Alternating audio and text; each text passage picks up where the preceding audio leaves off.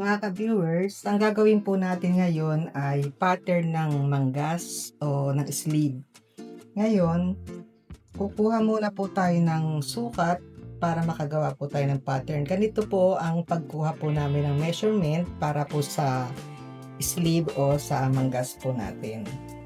Pasok lang po natin yung tape measure dito po sa ating armhole o sa kilikili. Sa pagkuha po ng measurement po ng armhole, siguraduhin po ninyo yung luwag ay tama sa inyo at hindi po kayo nasisikipan. Para po sa pattern po natin ay hindi na tayo maglalagay ng sobra pang allowance, kundi ito na po ang pinaka-allowance po natin. Isasama na po natin sa pagkuha ng measurement. Ito po yung armhole. Sa pagkuha po namin ng sleeve cup, ito po yung pinakabuto at yung dito po yung pinaka ilalim po ng kilikili dito po ay hanggang doon po ang sleeve cup natin. Papantay lang po natin kung hanggang saan yung ating sleeve cup. Yun po ang gagawin natin na sukat sa pattern mamaya. Gayon din po yung sleeve length ay kung hanggang saan po ang nais yung haba ng manggas at yung ating pinaka luwag ng ating yung manggas o sleeve width ay isasama na rin po natin yung ating allowance dun para hindi na po tayo nalilito. Yun lang po ang kailangan natin sukat sa pagkuha ng measurement ng ating manggas at gagawa na po tayo ng pattern. Gumuhit lang po ako dito ng straight line at mula po rito ay isusukat natin na pahaba. Ito po ay folded para po sa front and back ng ating sleeve. Mula po rito sa starting line natin ay mula po doon sa sulok o sa pinaka ibabaw ng ating linya ay sumukat lang po tayo ng sleeve cup. Yung po ay 5.5 inches at yung length po natin ay 7 inches. Kopyahin lang po natin dito yung 5.5 para straight na straight po yung ating guhit.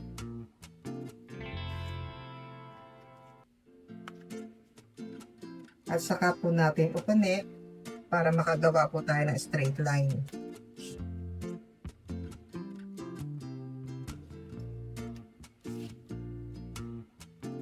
Mula po dito hanggang dito sa linyang to ay yung ating armhole ay 19 at ang kalahati po nun ay 9.5. I-divide po natin sa dalawa kaya naging 9.5.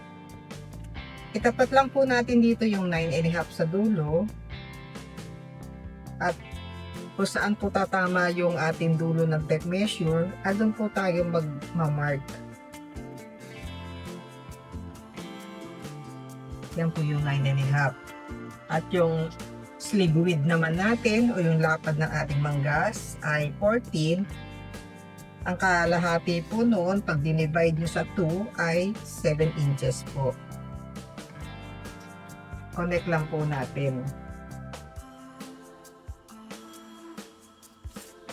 Ito po ay connect natin, pero pencil lang muna ang gagamitin natin para mai-erase po natin mamaya yung ating ginuhit na linya. At i-mark po natin ng mas malinaw sa ballpen. Ito po na po yung kalahati ng ating armhole. Ngayon po, hatiin lang po natin to sa dalawa. I-divide po natin sa 2. Hatiin lang po natin yung ating tape measure.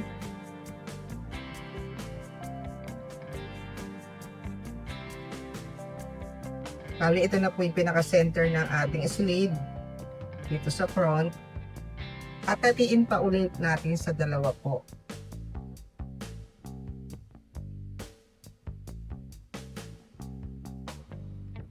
Gayon din po dito ay hatiin din po natin sa dalawa.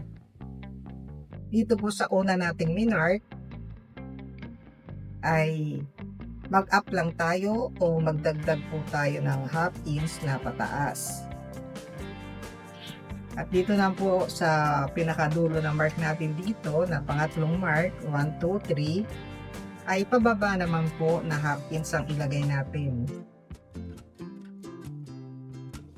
Gumamit po tayo ng French curve para maganda yung shape ng ating armhole. Tapat po natin dito yung sa 1/2 inch yung ating French curve at dito rin po sa dulo. At dito rin po, ano din ang ating gawin.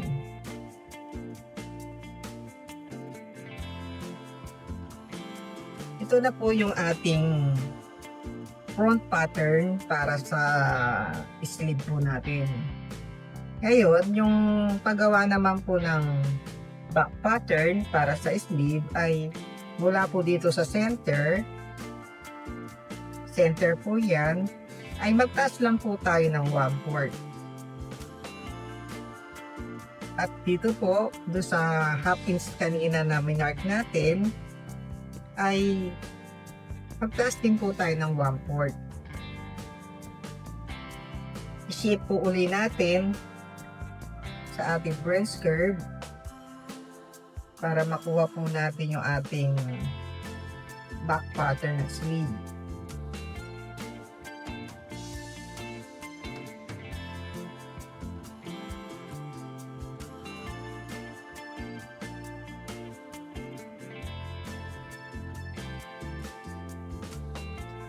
Ito na po yung ating front pattern at ito yung back pattern. Para hindi po tayo malito, erase po natin itong nasa loob.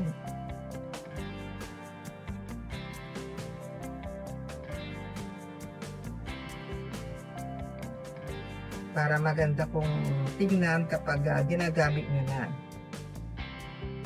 Dito po ay maglagay lang tayo ng allowance na 1 1/2 o 1 1/4. Sewing allowance po ito. Hindi po talaga kami naglalagay ng allowance dito at sa tela po kami naglalagay, pero dito po ay naglalagay kami ng allowance dahil para makuha niyo po yung kurba nito, itong shape ng pinaka side seam ng ating armhole. Dahil kapag hindi po maganda yung pagkakuha, pag na ganyan, sobra po. Pag ganito naman, kulang. Pag tinupi po ninyo, ay malulukot po yung ating lilit o yung pagkakatahi ng ating hem sa ating sleeve. Mamaya ay tutupi po natin yan. Gugupitin lang po natin.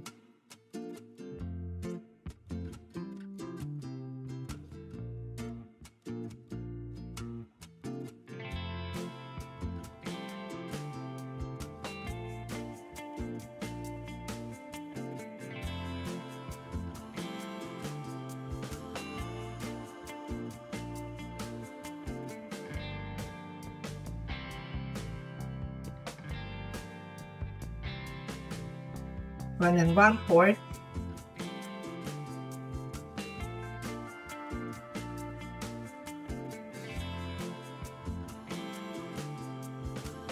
Ito po natin kupitin.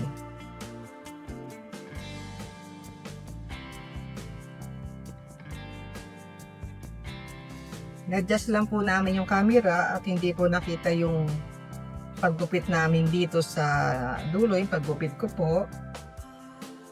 Ito po ay mas maganda po yung nilalagyan natin ng ganitong allowance, maski na po sa tela, para po pag naglilip tayo o nagtupi po tayo dito sa laylayan ng ating manggas ay hindi po mangungulubot at hindi po tayo mahirapan. Maganda po yung lapat pag nag-hem po tayo sa ating manggas. Mapapansin po ninyo na makurba yung ating armhole dahil sa paggawa po namin ng sleeve o yung pag-pattern po nito sa sarili po naming pamamaraan ay sa ilalim po ng arm ng kilikili tayo sumukat ng sleeve cap. Dahil nais po namin na yung aming pagkabit ng manggas ay maganda po yung lapat at wala pong sobra dito sa kilikili o yung sa armhole na pag kinabitan natin po yung ating manggas ay maganda po yung pagkakakabit, maganda po yung lapat ng ating manggas. Sana po ay nagustuhan po ninyo yung aming ibinahagi na tutorial video, simpleng paggawa po ng pattern ng sleeve. Sa susunod po na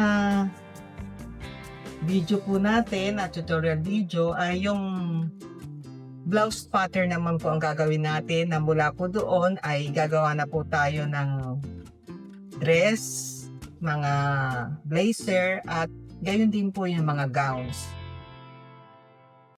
Ito po, mapapansin po ninyo, maganda na po yung ating manggas. Maraming salamat po uli.